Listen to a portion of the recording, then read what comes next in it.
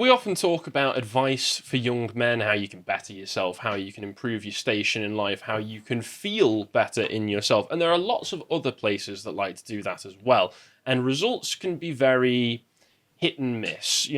For every one of us, there's an Andrew Tate out there. Not saying that our advice is always perfect or even always accurate. No, we're human. We can get things wrong, but we like to try our best. And there are people out there who are far more grifty in the way that they try and do it. And there are also places out there who are just kind of bad at it, even despite their stated goals. I'll get into this a bit more, but first, we do have a recent article that I wrote on the website about individual and collectivism, analysing the two of them and saying that it's not really much of a... It doesn't really fit reality to try and say that you're one or the other. As far as I'm concerned, obviously you can be more individualist in a sense or more collectivist, but I do think the actual way to go about your life is to understand that boxing yourself off into terms like that isn't really going to do anything, especially when, the individual can't exist without society, society can't exist without the individual. People can say, oh, the individual can go out and live in the woods if you want. Yeah, but you're going to drive yourself crazy doing that. Ted Kaczynski did that, and his lifestyle is not one that I want to emulate. I want to go and live in the woods, and I find that offensive. Yeah, but do you want to do it completely by yourself on your own with no support or outside contact? Absolutely. Oh, all right, fair play. Josh is the one exception to all of this. All technology past 10,000 BC was a mistake. Well, I agree with you there. He expect says that. into the microphone, being recorded on the camera. Going to the internet. Yes, going to the internet. But I thought this was an interesting subject, and I think I explained myself pretty well here, and it is a premium article, so you have to be subscribed to the website. If you've got a silver membership, you can get the audio track from John Crow, who is excellent, as usual. So please check that out. But you might remember this from the most recent segment we've done just before this, the Good Men Project, or as I refer to it, the Beta Male Project, because they are one of those websites that wants to try and give men good advice on how to be the best man that you can be, how to embrace your masculinity in a positive way so that you're not a detriment to those around you, so that you're not a violent thug, so that you're not some wimpy baby, except it turns out that most of the advice that you'll get on here is to be a wimpy baby, sadly. But it doesn't seem like they have bad intentions from the off, and it also seems like one of those... what would the term be? Not like kind of like a conglomerate of a bunch of different articles. They take articles from here, there, and everywhere from different publications and put them on here. Credit the author. I don't know what agreements they have with those places, but it seems like not every, and it also seems like a website where you can just kind of sign up to write for them and maybe just write something. So it might be a place for a lot of people to start out. But so the Good Men Project, they describe themselves as being a glimpse of what enlightened masculinity might look like in the 21st century, is what the press raved when they launched. And we had to set out an international conversation about what it means to be a good man in the 21st century. And already you can see that this is suggesting that it's not going to be great advice, because being a good man is not something that I consider to be specific, like you have to change your behavior to fit a particular era. Being a good man is something that's pretty constant, just the same as being a good woman is something that's pretty constant. There are virtues that have remained just as important for thousands of years. To suggest that it's just in the 21st century, you've got to have a different approach. Well, you've got to just abandon all of the received wisdom, abandon tradition, abandon thousands of years of trial and error telling you, okay, here's what you should do, because we know from experience, literally thousands of years of experience, and we go, nah, I know better. That's what I do. I know better. So it's founded in 2009, Tom Matlock. He set out to collect stories about defining moments in men's lives. And like I say, this is where I looked at it and was like, okay, as much as this could be just a complete meme website, it seems to have good intentions, at the very least. I don't think there's insincerity coming from this. It's just sad that there is a lot of intersectionalism that gets injected into it. What he discovered was that the connected idea between all the stories of the men that Tom talked to was there was a moment when each man woke up, looked in the mirror and said, I thought I knew what it meant to be a man. I thought I knew what it meant to be good. And I realized that I don't know either. So, well, this is something that we all struggle with, isn't it, really? It can be difficult to find your place in life. It can be difficult to know how best to behave in certain situations, so this is something we struggle. Having articles, having a place where you can go and find articles telling you good advice is very useful for some people. But then our content reflects the multidimensionality of men. We are alternately funny and serious, provocative and thoughtful, earnest and light-hearted. Yes, we are, in fact, human beings. This is true. Feminists might want to learn about that. We search far and wide for new stories and new verses from the front lines of modern manhood, and we do it without moralizing, lie, and without caricaturizing, lie, our audience. We let guys be guys, and we do it while challenging the confining cultural notions of what a real man must be. So once again, I have concerns, but maybe it will be useful and interesting. And, and there are some actually decent articles on here. Shockingly enough, this one, the least attractive type of man, written by a woman, interestingly enough. I know, right? Who says interesting things in here that I was not expecting to find on this website, saying men should have the capacity to be dangerous, which is just a complete Petersonian line right there. That's you need to be dangerous but under control. That's what women find attractive. And it's interesting, once again, that it's a woman writing this, because a woman would know what women find attractive about men. And then there's a reason why the phrase grow some balls exists. Yeah, that's right. If it meant stand for something, have courage and integrity, say what you mean and mean what you say, work for what you want, stand up for what you believe, even if you're standing alone. This was the mark of masculinity. So that's actually decent. Yeah. That's actually decent. So like I say, this website is not something to be entirely just thrown aside, and there are also other articles giving genuinely good advice and recommendations and looking at proper issues like drug abuse and depression among men. But then you get to the really bad articles, the one that we really wanted to look, that really earns this website the name Beta Male Project. For instance, 20 examples of cissexism we've probably all committed at some point. Wow, that's some really highbrow journalism. BuzzFeed wants their format back. And would you be surprised that the article is originally from Everyday Feminism? No way. Feminists have something to say about how to be a man? I've never heard that before. I know, they're the sorts of people I'd want to take advice from. And in fact, this author, James St. James, would you be shocked if I told you he wasn't born a man? No way. I know, right? Who'd have thought? Woman cosplaying tells me how I best behave. So right, you're so bad at being a man, you became a woman, and you're now giving people advice. All the way around. Oh, right. No, she thought she was so good at being a man that she just got the surgery to do it. Oh, right. And then wrote an article about cissexism, which kind of undermines your original thought of being a man, because men don't care about these sorts of things, or at least proper men don't care about these things. And just to clarify the term, this person, James St. James, says here, cissexism is pretty much unchecked cis privilege or an otherwise shoddy awareness of the social monopoly on binary gender. How many buzzwords do you want in your sentence? I went cross-eyed reading that. What? It just means things you don't like. All right, things you don't like. All right. Number one, and this will be fun for you, being a scientist, because it's just completely BTFOing one of our previous contemplations, believing that XX and XY actually mean something. What, you mean biology? Yes. You mean the thing that dictates sex differences in pretty much all mammals? Yeah, but don't you understand that the whole point humans are different? Transgenderism arising comes about because of biological differences anyway, bro. So then XY doesn't mean anything. Well, it's the easiest way of determining whether someone who's intersex is male or female, so it's not meaningless. No, science BTFO'd. Okay, let's carry on to point 2. Thinking that citing biology will actually shut down an argument on non-binary gender issues. I mean... Well, to be fair... This is a good point, because they never do. Just ignore these people instead. Because these people won't shut up. Just ignore them, say they're crazy, and walk away. There you go. Number 6, never...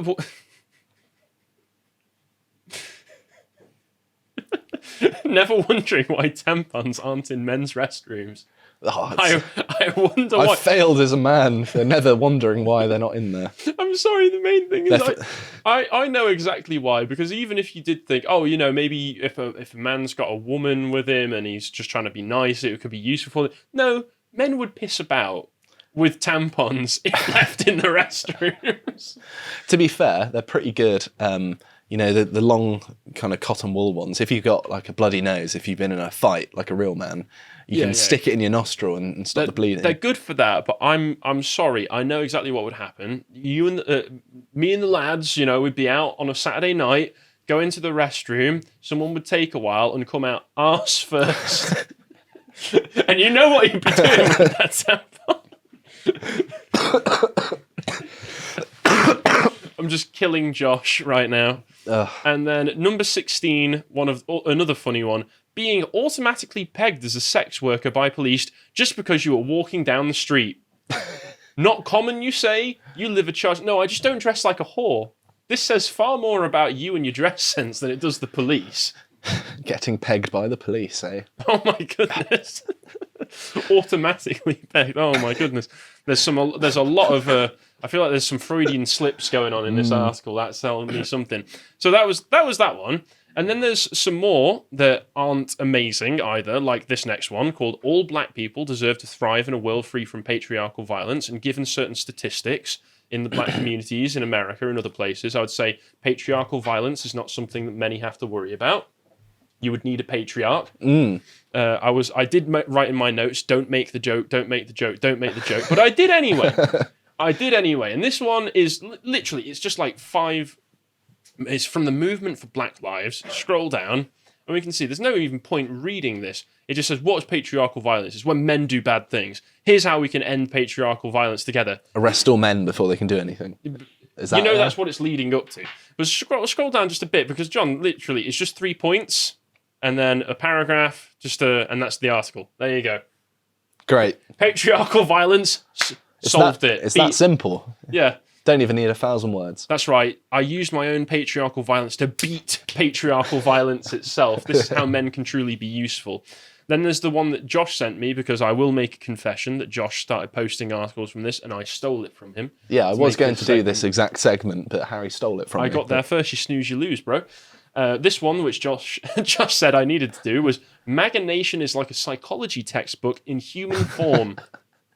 I don't projection actually to the nth degree. Reading that title again, I don't think that actually means anything, because MAGA Nation is like a psychology textbook. What does that mean? It's not even grammatically correct in the title. That's not as if you could just walk up to someone in a MAGA hat correct even. and they'll just be able to read out the DSM 500 to you just off the top of their head. I am a textbook. I just know all the mental health conditions. Like liberalism is one, for example. Exactly. I mean, to be fair, once again, we can check the statistics. Liberals seem to have all the mental conditions. That is true, yeah. And they self-admit it, and if you check on Twitter, they will happily put it in their bios, because they think it's a mark of pride until you start to insult them about it or use it as an explanation for their personal deficiencies. You want about them putting their pronouns in their bio, or just them listing their mental illnesses? Because both could be construed as putting their mental illnesses. It's all under the same umbrella, isn't it, really? So, from voter fraud to paedophilia to playing victim, right-wingers accuse others of things that better describe themselves. This is just the projection. This came out on my birthday as well. Happy birthday! Yeah, this is the present I always wanted. And now you're getting it again for Christmas. Yay. Yay. So this is just a terrible, classic bad reframing from the left. Obviously there have been scandals in institutions that you could consider right-wing, whether you would consider the Catholic Church right-wing anymore, given the Pope. I don't necessarily know.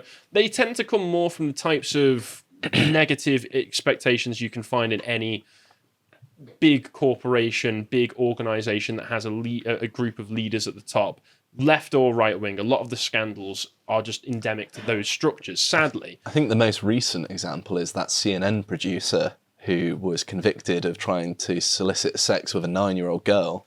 So yeah, if you want examples, I'm pretty sure he's not a right-winger, is he? No, but I don't remember the right-wing advocating drag queen story hour. No. And the best that they've got for this is some very nebulously talking about, in some states, in certain Republican-run states, they've passed laws about child marriage.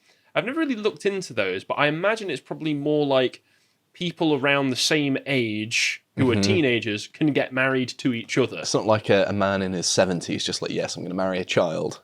I don't think that's a particularly conservative idea, is it? But if he put on a dress and said the same thing, the left wing would be cheering him on, fighting for his rights. We need to get laws passed for this. How can we destroy our culture to accommodate this, etc., etc. But it carries on. They say liberals and the left support paedophilia, sexual abuse and the grooming of kids, and yet more often than not, is right-wing Christians like Josh Duggar, or any number of youth pastors, church choir directors, or other committed conservatives like GOP operatives who are engaged in all manner of twisted sexual activity. Yeah, and I'm not... If that's all true, I wouldn't make an excuse for it. Like sending sexual texts to a known paedophile dozens of times, as a long-standing North Dakota's lawmaker did. Wait, sending sexual texts to the known paedophile, that doesn't sound like you're engaging in paedophilia. That sounds like you're engaging a paedophile. Yeah, that he's distracting a paedophile, technically. Yeah, he was taking a bullet, bro. That's what he was saying. I'm not going to defend this guy. Yeah, I don't know who this person is, but the way that it's framed seems very unusual. Or even straight up endorsing paedophilia, as Milo Yiannopoulos did. And once again, I'm not going to defend what Milo said. It was obviously stupid, but it was also obviously cope from the fact that he was molested as a teenager. So, that's one thing. He certainly was not endorsing it.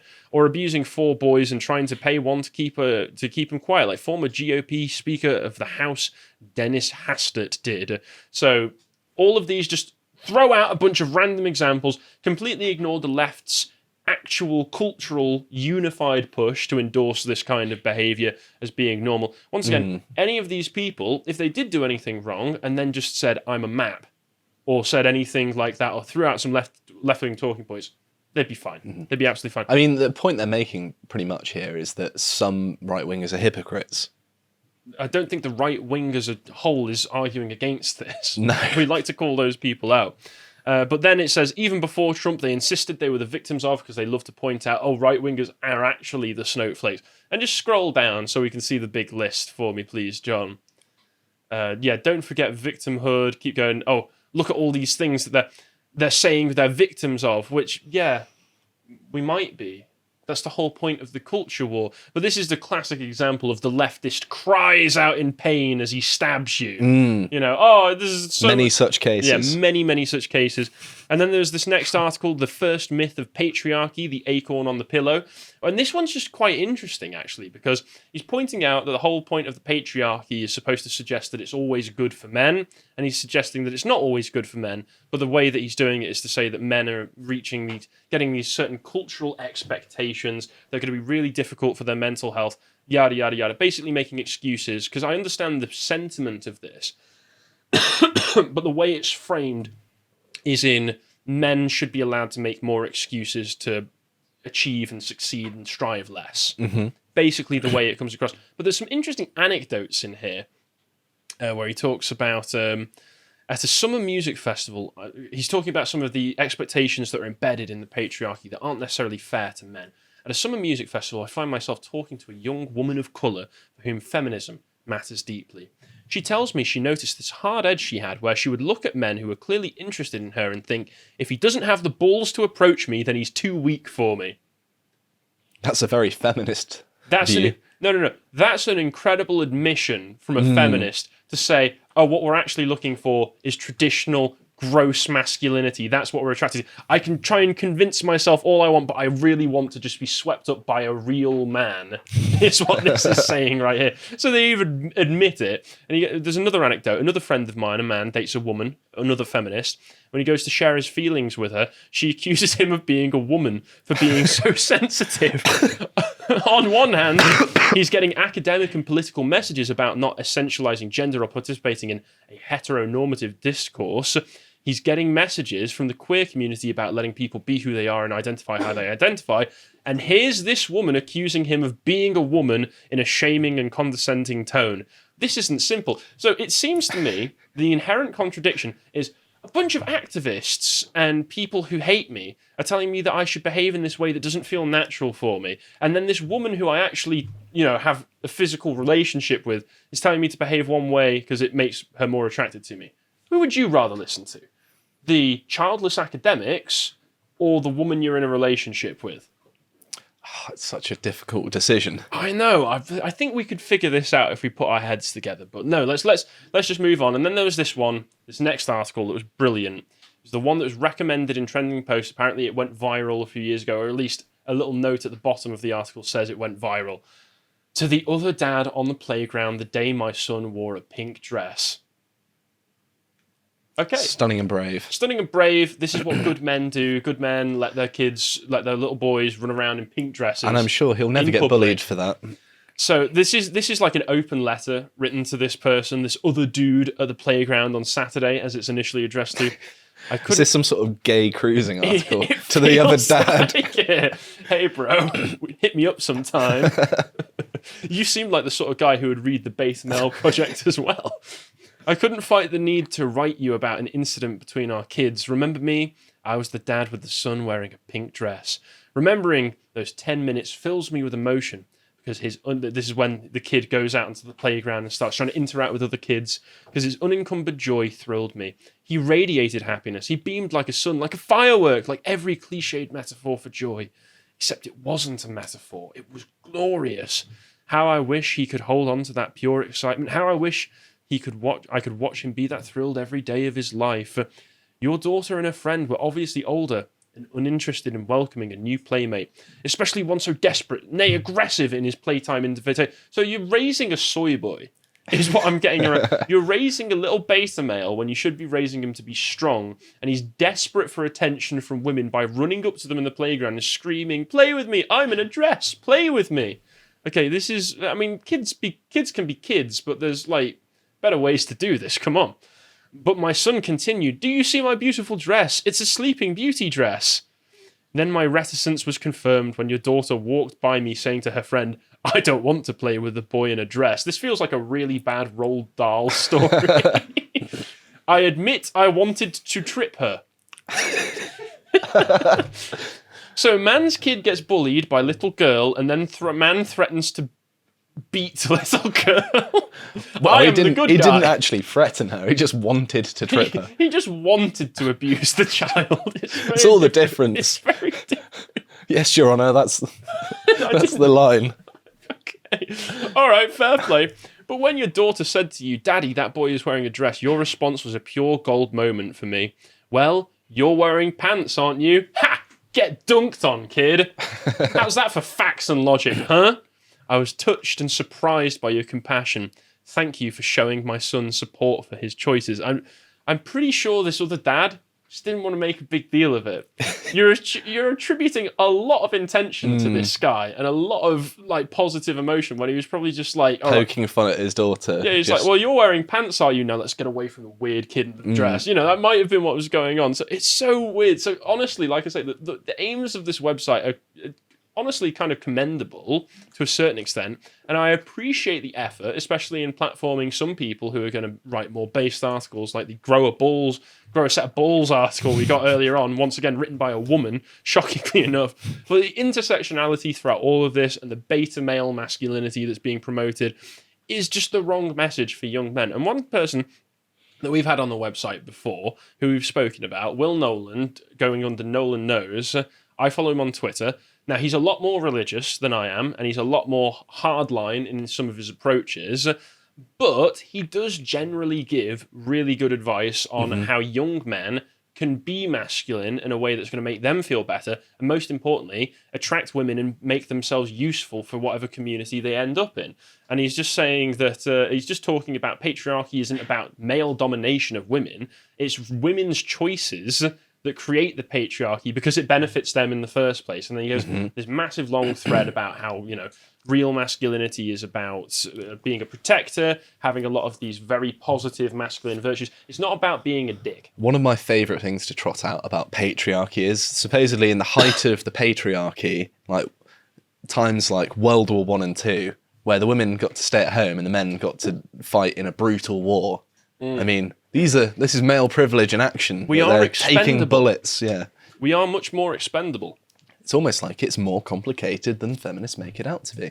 Yeah, so you can check out Nolan Knows. He's got, honestly, a very good Twitter account. Like I say, some of his stuff's a bit hardline. It might put some people off, but he does genuinely give some very good advice on how to be more masculine and how to be a good man, so to speak. Much better advice than the Good Man Project. And on that, we'll leave you there. We hope you enjoyed that segment from the podcast The Lotus Eaters. Myself and the rest of the team wish you a very Merry Christmas. Maybe this year, a good gift might be a £5 subscription to our website, where you can access all of the premium content we so frequently put up, including Beau's series Epochs, where in this episode, he and Carl discuss the life of Clive of India. And if you'd like to follow the rest of what Carl puts out, you can follow him on Getter at Carl Benjamin on Getter. Merry Christmas and goodbye.